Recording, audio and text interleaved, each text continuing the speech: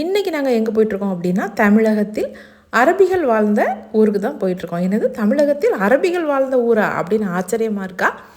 ஆமாங்க, பத்தன்ஸ், பவித்திரமாணிக்கப்பட்டினம், கொர்க்கை அப்படின்னு பல பெயர்களால் அழைக்கப்பட்ட 5000 ஆண்டுகள் பழமையான வரலாற்று சிறப்புமிக்க பாரம்பரிய நகரமான காயல்பட்டினத்துக்கு தான் இப்போ நாங்கள் போயிட்டுருக்கோம். காயல்பட்டினத்தில் அரபிகள் வாழ்ந்தாங்களா அப்படின்னு தானே உங்களுக்கு ஆச்சரியமாக இருக்குது. ஆமாங்க, அந்த வரலாறையும் அந்த கதை எல்லாத்தையுமே தான் இப்போ நான் அந்த வீடியோவில் நான் ஃபுல்லாகவுமே சொல்ல போகிறேன். காயல்பட்டினம் அப்படின்னால இப்போ உள்ள ஜெனரேஷனுக்கு அங்கே உள்ள கறிக்கஞ்சி, அங்கே உள்ள பள்ளிவாசல்கள் அது மட்டும்தான் தெரியும். அதுக்கு பின்னாடி இருக்கிற வரலாறுகள் எதுவுமே தெரியாது. அதனுடைய வரலாறு ஃபுல் டீட்டெயில்ஸ் எல்லாமே நீங்கள் இந்த வீடியோவில் ஃபுல்லாகவுமே பார்க்கலாம். அது மட்டும் இல்லை, காயல்பட்டினத்திற்கும் எங்கள் ஊர் ஏர்வாடிக்கும் அந்த காலத்திலேயே ஒரு மிக முக்கியமான ரொம்ப ஒரு நெருக்கமான தொடர்பு ஒன்று இருந்திருக்கு. அது என்னங்கிறதையும் அது என்ன தொடர்பு அப்படிங்கிறதையும் நான் அப்புறமா சொல்கிறேன். வீடியோவை ஸ்கிப் பண்ணாமல் கடைசி வரைக்கும் பாருங்கள். எங்கள் ஊர் ஏர்வாடியிலேருந்து பார்த்திங்கன்னா ஒரு 85 to 90 கிலோமீட்டருக்குள்ளே இருக்கும். ஏர்வாடியிலேருந்து காயல்பட்டினத்துக்கு போகிறதுக்கு. ஏர்வாடியிலேருந்து டைரெக்டாக பஸ் கிடையாது.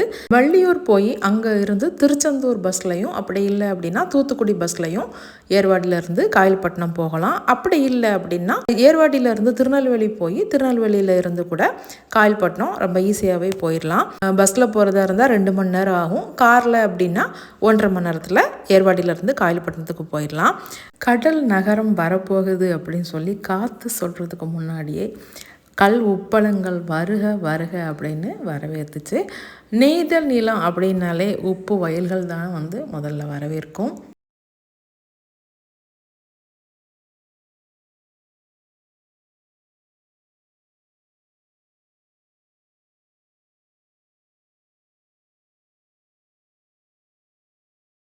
முஸ்லீம்கள் அதிகமாக வாழக்கூடிய இந்த காயல்பட்டினம் முன்னாடிலாம் நெல்லை மாவட்டமாக இருந்துச்சு.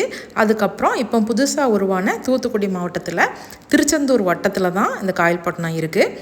40,000க்கும் மேற்பட்ட மக்கள் வசிக்கக்கூடிய இந்த காயல்பட்டினம் நகராட்சியில் பார்த்திங்கன்னா 44க்கும் மேற்பட்ட தெருக்களும் புகழ்பெற்ற அரபி கல்லூரிகளும் பழமையான பாரம்பரியமான பள்ளிவாசல்களும் நிறையவே இருக்குது. நிறைய கல்வியாளர்களையும் ஆலிம்களையும் குர்ஆனை மனனம் செய்து ஹாஃபில்களையும் அதிகமாக கொண்ட ஊர் தான் இந்த ஊர். இவங்களோட முக்கியமான தொழில் அப்படின்னு பார்த்திங்கன்னா பிஸ்னஸ் தான். அந்த காலத்தில் இருந்து இன்னைக்கு வரைக்கும் பிஸ்னஸில் இவங்க ஊர் மக்கள் கொடி கட்டி தான் பறக்கிறாங்க. அந்த அளவுக்கு இவங்க உள்ளூர்லேயும் சரி, வெளியூர்கள்லேயும் சரி, வெளிநாடுகள்லேயும் சரி அதிகமாக பிஸ்னஸ் பண்ணக்கூடியவங்களாக தான் இந்த ஊர் மக்கள் இருக்காங்க. அரபு தமிழ் இயற்றியதில் பெரும் பங்கு காயல் மண்ணுக்கு உண்டு. அரபு தமிழ் இலக்கிய வளர்ச்சிக்கு காயல் தான் முக்கிய மையம் கூட சொல்லலாம். வங்கக்கடல் ஓரமாக இருக்கிற இந்த கடல் நகரம் பார்த்திங்கன்னா 5000 ஆண்டுகள் பழமையான ஊருன்னு சொல்லிட்டு கல்வெட்டும் செப்பு பட்டயங்களும் இன்றைக்கி கூட அங்கே சாட்சியாக இருந்துகிட்ருக்கு. அது அந்த அளவுக்கு ஒரு பழமையான ஊர். இதை நம்ம அங்கே போய் பார்த்தாலே, அங்கே உள்ள தெருக்களில் பார்த்தாலே நம்ம அதை உணர முடியும். அங்கே இருக்கக்கூடிய பழமையான பள்ளிவாசல்களும் பழமையான தர்காக்களுமே இன்றைக்கும் கூட அதுக்கு சாட்சியாக இருந்துகிட்ருக்கு. கிபி 642லேயே, அதாவது 6ஆம் நூற்றாண்டுகளிலேயே இங்கே அரபுகள் வந்து போயிட்டு இருந்ததா வரலாறுகள் சொல்லுது. அந்த காலத்துலலாம் பார்த்திங்கன்னா கடல் வழியாக மட்டும்தான் போக்குவரத்து இருந்துச்சு. அதுக்கப்புறமா 6ஆம் நூற்றாண்டுக்கு அப்புறமா கிபி 842ல் எகிப்து தலைநகர் கெய்ரோவில் இருந்து வியாபார நிமித்தமாக ஒரு கூட்டம் காயல்பட்டினத்துக்கு வருது. அந்த நேரத்தில் பார்த்திங்கன்னா மதுரையை தலைநகராக கொண்டு பாண்டியர்கள் ஆட்சி செய்து கொண்டிருந்த காலம் அது. பாண்டியர்களுடைய அந்த ஆட்சி காலத்தில் மதுரையை அவங்க தலைநகராக கொண்டிருந்தாலும் அவங்களுடைய பாண்டிய மன்னர்களுடைய முக்கியமான துறைமுகமாக எது இருந்திருக்கு அப்படின்னு பார்த்திங்கன்னா காயல்பட்டினம். காயல்பட்டினம் தான் அன்றைக்கி பாண்டிய மன்னர்களுடைய முக்கியமான துறைமுகமாக அது இருந்திருக்கு. அப்படிங்கிறதுக்கு நிறைய வரலாறுகளும் நிறைய ஆவணங்களுமே இன்னைக்கு வரைக்கும் அதுக்கு ஆதாரமாக இருந்துகிட்ருக்கு. அந்த காலத்தில் மன்னர்களுடைய ஆட்சி காலத்தில் பார்த்திங்கன்னா போரில் முக்கியமான பங்கு வகிக்கக்கூடிய படை அப்படின்னா அது குதிரைப்படை தான். ஒரு பேரரசுடைய வெற்றியோ தோல்வியோ எல்லாமே அந்த குதிரைப்படையை நம்பி தான் இருந்திருக்கு. பாண்டிய மன்னர்களுடைய அந்த போர் வெற்றியும் கூட இந்த குதிரைப்படைகளை நம்பி தான் இருந்திருக்கு. இப்போ எப்படி ஒரு நாடு இன்னொரு நாடுகிட்ட ஆயுதங்களை வாங்கி குவிச்சு அது மூலமாக அவங்களுக்குள்ள ஒரு வணிக தொடர்பு ஏற்படுத்துதோ, அதே மாதிரி அந்த காலத்தில் போருக்கு தேவையான முக்கியமான ஆயுதமான குதிரைகளை வந்து எங்கேருந்து வரத்திருக்காங்க அப்படின்னா அரபு நாடுகளில் இருந்து தான் பாண்டிய மன்னர்கள் வந்து இறக்குமதி செஞ்சுருக்காங்க. அந்த இறக்குமதி செய்வதற்கான முக்கியமான துறைமுகமாக தான் இந்த காயல்பட்டினம் துறைமுகம் இருந்திருக்கு. அது மட்டுமே இல்லை, குதிரை வர்த்தகம் மட்டுமே இல்லை, இன்னும் நிறைய பிஸ்னஸ் பண்ணியிருக்காங்க. என்னெல்லாம்னா முத்துக்கள், அப்புறமா வந்து வாசனை திரவியங்கள், மசாலா பொருட்கள் அப்படின்னு எல்லாத்துக்குமே ஏற்றுமதி இறக்குமதி செய்யக்கூடிய முக்கியமான ஒரு போர்ட்டாக தான் இந்த காயல் துறைமுகம் இருந்திருக்கு. இப்போ எப்படி தூத்துக்குடி போர்ட் இருக்கோ அதை விட ஒரு படி மேலே அப்படின்னு தான் சொல்லலாம். அந்த அளவுக்கு உலக வர்த்தகம் வந்து இந்த ஊரில் வந்து நடந்திருக்கு. இதில் பார்த்திங்கன்னா முக்கியமாக எகிப்து தலைநகர் கெய்ரோலேருந்து முஸ்லீம்கள் வந்து வியாபார ரீதியாக இங்கே அதிகமாகவே வந்து இங்கேயே குடியேறியிருக்காங்க. இதுக்கு வந்து ஆதாரமாக கிபி 842 கட்டப்பட்ட பள்ளிவாசல் இன்னுமே கூட இங்கே இருந்துகிட்ருக்கு. கெய்ரோ அப்படிங்கிற எகிப்துடைய தலைநகர்லேருந்து இங்கே வந்து குடியேறினதுனால தான் இதுக்கு வந்து காயல் அப்படின்னு கூட பேர் வந்ததாக கூட ஒரு கருத்து சொல்கிறாங்க. உலகை சுற்றி வந்த இத்தாலியைச் சேர்ந்த உலக பயணி மார்க்கோ போலோ கிபி 1292 1294 காலத்தில் இந்தியாவுக்கு வர்றார்.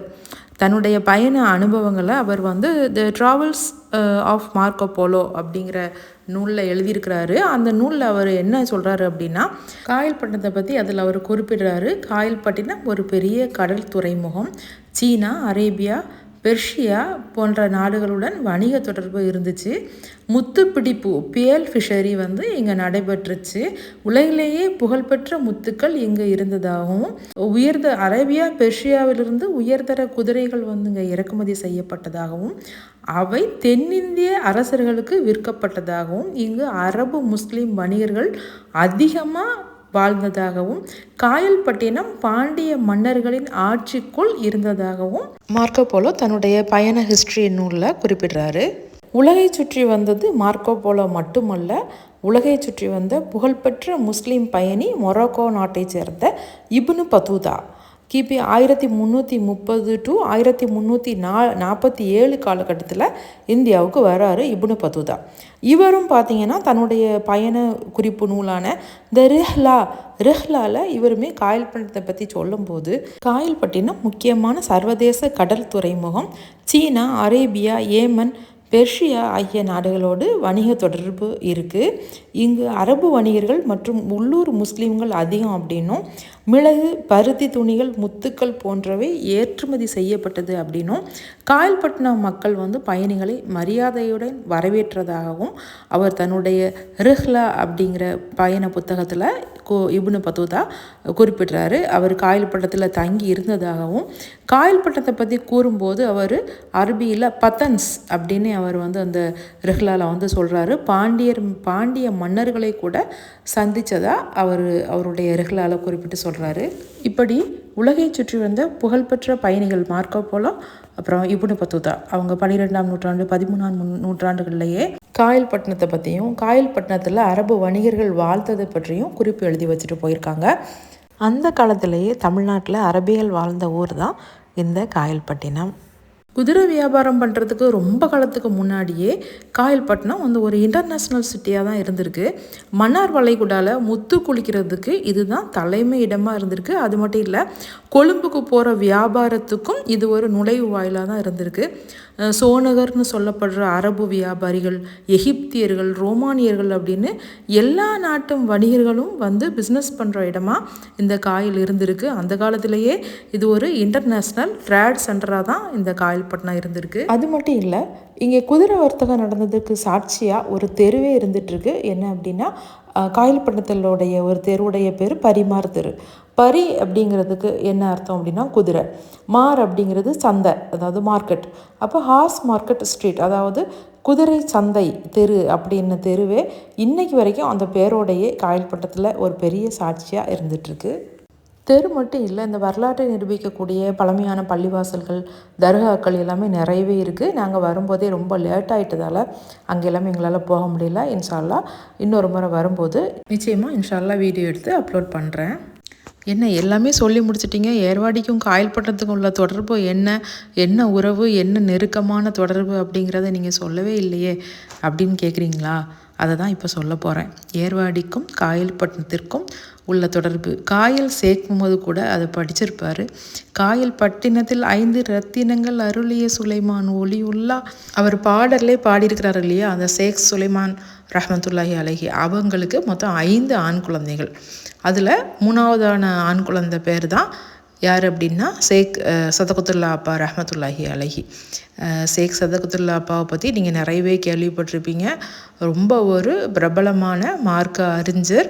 அவங்களுடைய காலத்தில் வந்து இந்தியா வந்து யார் ஆட்சி செஞ்சுக்கிட்டு இருந்தாங்க அப்படின்னா முகலாய மன்னர் அவுரங்கசீப் அவங்க தான் இந்தியாவை ஆட்சி செஞ்சிட்டு இருந்தாங்க. அப்போ வந்து அவங்களுடைய ஆன்மீக ஆசானாகவும் ஆத்ம நண்பராகவும் திகழ்ந்தவங்க தான் ஷேக் சதகத்துல்லா அப்பா ரஹ்மத்துல்லாஹி அலைஹி.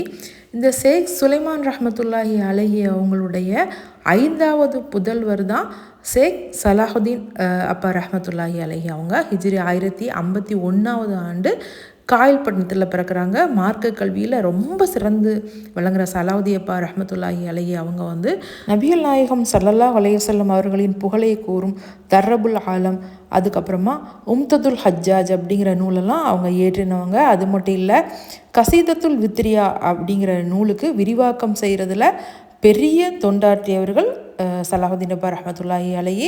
சுமார் 200க்கும் மேற்பட்ட அரபு தமிழ் கவிதைகளை இயற்றி அரபு மொழியையும் தமிழ் மொழியையும் பலப்படுத்தியதில் பெரிய பங்கு ஷேக் சலாஹுதீன் அப்பா ரஹ்மத்துல்லாஹி அவங்களுக்கு இருக்குது. சலாஹுதீன் அப்பா அவங்க இஸ்லாத்தை பரப்புவதற்காகவும் இஸ்லாமிய சீர்திருத்த பணி ஆற்றுவதற்காகவும் அவங்களுடைய சொந்தக்காரங்க எல்லாத்தையுமே விட்டுட்டு தன்னுடைய மனைவி குழந்தைகளோடு காயல்பட்டினத்தில் இருந்து ஏர்வாடிக்கு வந்து தீன் பணி ஆற்றி ஏர்வாடிக்கு வந்து இஸ்லாத்தை பரப்ப வந்து ஏர்வாடியிலேயே வாழ்ந்து ஏர்வாடியிலேயே மறைந்தவர்கள் தான் ஷேக் சலாஹுதீன் அப்பா ரஹ்மத்துல்லாஹி அலைஹி. அவங்களுடைய அடக்க ஸ்தலம் கூட ஏர்வாடி மெயின் ரோட்டில் இருக்கிற முகாம் தர்காவில் வந்து அவங்களுடைய கப்ரிஸ்தான் இருக்குது. அவங்க அங்கே வாழ்ந்து அங்கேயே வந்து அவங்க தங்கி இருந்ததுனால தான் அந்த தர்காவுக்கு இன்னைக்கு வரைக்குமே அப்பா முகாம் அப்படின்னு தான் நம்ம ஊரில் நம்ம சொல்லுவோம் ஏர்வாடியில். ஷேக் சலாஹுதீன் அப்பா ரஹ்மத்துல்லாஹி அலைஹி அவர்களுடைய வழிவந்த அவர்களுடைய தலைமுறையினர் இன்றைக்கும் கூட ஏர்வாடி லபே உளவு பகுதியில் வசிச்சுக்கிட்டு இருக்காங்க. இதுதான் ஏர்வாடிக்கும் காயல்பட்டினத்திற்குமான அந்த நெருங்கிய தொடர்பு உறவு அப்படின்னு நான் சொன்னது. இவ்வளோ நேரம் அந்த காலத்து காயல்பட்டினத்தை பற்றி பேசணும். இப்போ இந்த காலத்து காயல்பட்டினத்து பீச்சை பற்றி பார்க்கலாம். இந்த பீச் பார்த்திங்கன்னா காயல்பட்டினத்து பீச் பார்த்திங்கன்னா ரொம்பவே ஒரு அழகான பீச்சு. சென்னை மெரினா பீச்சுக்கு அடுத்தது காயல் பீச்சு தான். ரொம்பவே ஒரு பறந்து விரிஞ்சு ரொம்ப ஒரு அழகாக இருக்குது. கன்னியாகுமரி கூட இந்த அளவுக்கு கிடையாது. அந்த அளவுக்கு ஒரு அழகான கடற்கரை காயல்பட்டினம் கடற்கரை. ஆனால் நான் முன்னாடி பார்த்ததுக்கும் இப்போ பார்க்குறதுக்கும் நிறையவே வித்தியாசம் இருக்குது. இப்போ பார்த்திங்கன்னா நிறைய மாசுபட்டு குப்பை கூலங்களாக தான் இருக்குது. அந்த மண்ணெலாம் பார்த்திங்கன்னா முன்னாடிலாம் அப்படியே அந்த ஓட்டு மாவு மாதிரி கோல்டு கலரில் அழகாக மின்னும். ஆனால் இப்போ அழுக்காக கருப்பாக ஒரு நீட்னஸே இல்லாமல் எங்கே பார்த்தாலுமே குப்பையாக தான் இருந்துகிட்ருக்கு. இவ்வளோ ஒரு அழகான கடற்கரை இந்த மாதிரி வந்து வீணாக இருக்குது அப்படின்னு பார்க்கும்போது ரொம்ப கஷ்டமாக தான் இருக்குது. இந்த கடற்கரையை இந்த ஊர் நகராட்சி வந்து இன்னுமே வந்து சுத்தமாக்குறதுக்கு நடவடிக்கை எடுக்கணும். உள்ளூர் வாசிகள்கிட்ட கேட்கும்போது அவங்க சொல்கிறாங்க, வெளியூர்காரங்க வந்து இந்த பீச்சை வந்து இப்படி ஆயிடுச்சு அப்படின்னு சொல்கிறாங்க. யாதும் ஊரே யாவரும் கேளீர் அப்படிங்கிற மாதிரி சுற்றுலாத்தலங்களுக்கு எல்லா ஊர் மக்களும் வரத்தான் செய்வாங்க. வெளியூர் வாசிகள் வர்றதுனால காயல்பட்டினம் இன்னும் வளர்ச்சி அடைய தான் செய்யும். ஏன்னா இந்த பீச்சில் பார்த்திங்கன்னா அந்த காயல்பட்டினம் ஃபேமஸ் கறிக்கஞ்சி, அப்புறம் அந்த வாடை, அதெல்லாம் வந்து வேறு எங்கேயுமே கிடைக்காது. இந்த டேஸ்ட்டில் நம்ம எங்கேயுமே சாப்பிட முடியாது. அந்த அளவுக்கு அந்த கறிக்கஞ்சி அந்த வாடை எல்லாமே வந்து ரொம்ப ஒரு டேஸ்ட்டாக இருக்குது. இவங்க ஊரோட அந்த ஸ்பெஷல் ஃபுட் ஐட்டம்ஸ் எல்லாமே இன்றைக்கி இந்த கடற்கரையில் அந்த கஞ்சி வாடை எல்லாம் போடுறதுனால இன்றைக்கி எல்லா பக்கமே இது வந்து ஃபேமஸ் ஆகிடுச்சு. அப்படி ஒரு டேஸ்ட்டான உணவுகளை வந்து இங்கே விற்பனை பண்ணுறது பூராவுமே இங்கே யார் அப்படின்னு சொல்லி பார்த்திங்கன்னா காயல்பட்டினத்துடைய உள்ளூர் மக்கள் தான் ஃபுல்லாகவே இந்த வியாபாரம் பண்ணிக்கிட்டு இருக்காங்க. அப்போ வெளியூர் மக்கள் அதிகமாக வர்றதுனால இவங்களுக்கு ஒரு நல்ல ஒரு வியாபாரம் வந்து நல்ல வளர்ச்சி அடையுது. அது மூலமாக அவங்களுடைய வாழ்வாதாரமும் நல்ல ஒரு உயர்றதுக்கும் ஒரு வாய்ப்பு இருக்குது. உலகம் பூராவும் இருந்து வர்த்தகம் பண்ணுறதுக்கு இந்த கடற்கரைக்கு தான் வந்து மக்கள் வந்து வந்திருக்காங்க. அதே மாதிரி இன்றைக்கி இந்த ஊரில் உள்ள இந்த ஃபுட் மூலமாக உங்கள் ஊர் வந்து இன்னுமே வரலாற்றில் வந்து இன்னும் அதிகமாகவே பேசப்படுறதுக்கும் வாய்ப்பு இருக்குது இனிமேல் அடுத்த தலைமுறையினருக்கு. அதனால் இந்த பீச்சை நல்லாவே நீட் பண்ணி அதுக்கப்புறம் சுற்றுலா பயணிகளுக்கும் ஒரு நல்ல வசதியை ஏற்படுத்தி கொடுக்கணும்.